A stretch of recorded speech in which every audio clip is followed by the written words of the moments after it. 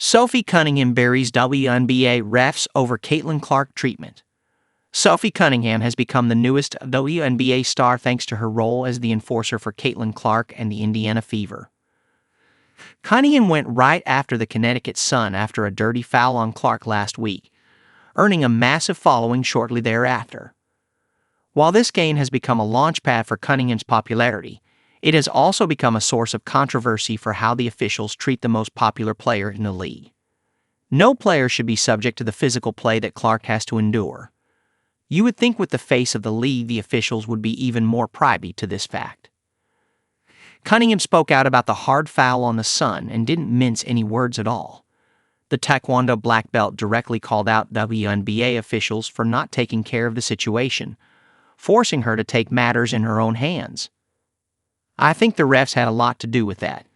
It was a build-up for a couple years now of them just not protecting the star player in the WNBA. Cunningham said, "And so at the end of the day, I'm going to protect my teammates. That's what I do." Sophie Cunningham outright calls out refs for Caitlin Clark treatment. It's pretty clear what Cunningham's intentions were when she went full enforcer mode against the Sun. However, it's one thing to see that happen and draw conclusions and to actually have a player admit to such a thing. This is a problem that the WNBA needs to corral quickly. It's not even that Clark should get preferential treatment. She shouldn't.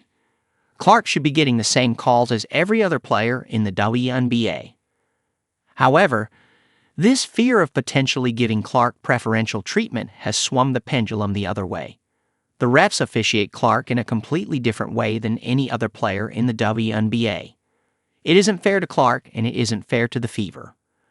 Fans have noticed this since the moment Clark took a step in the WNBA. Now her teammates and coaches are starting to speak out, which highlights just how much this issue has snowballed in the short time Clark has been in the league.